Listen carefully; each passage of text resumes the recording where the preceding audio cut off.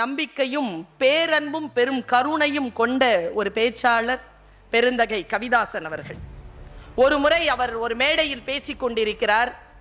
மரணம் என்றால் என்ன, ஜனனம் என்றால் என்ன என்கின்ற கருத்தை அவர் சொன்னார். இன்றிலிருந்து 10 ஆண்டுகளுக்கு முன்னால் நான் அந்த பேச்சை கேட்டிருப்பேன்.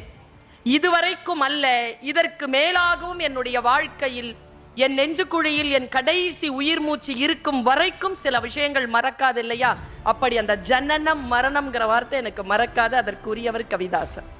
அவர் சொன்னார், ஜனனம் என்றால் என்ன, மரணம் என்றால் என்ன. அவர் ரொம்ப லேசா பேசக்கூடிய ஆள். ரொம்ப ஆழமா பெரிய பெரிய வார்த்தைகளை சொல்லி கேட்பாளர்களை மிரட்ட மாட்டார்.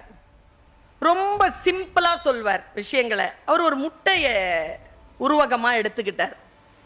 முட்டை இருக்கு இல்லையா, அந்த முட்டைய வெளியிலிருந்து தட்டிட்டோம்னா மரணம். அந்த முட்டைக்குள்ள இருக்கக்கூடிய உயிர் உள்ளிருந்து தட்டி கொண்டு வெளியில் வந்தால் அது ஜனனம் என்று சொன்னார். யாரோ ஒருவர் நமக்காக வந்து நம்மை விடுவிப்பார்கள் என்று நாம் புறச்சூழ்நிலைக்காக காத்திருந்தால் அதுதான் மரணம். உனக்குள் நீ எழுந்து நின்று வெடித்து கிளம்பினால் அது ஜனனம் என்று சொன்ன குரு வாசகத்திற்கு சொந்தக்காரரான அந்த கவிதாசனை நான் வணங்குகிறேன். அவர் பேசியதற்கு பின்னால் சில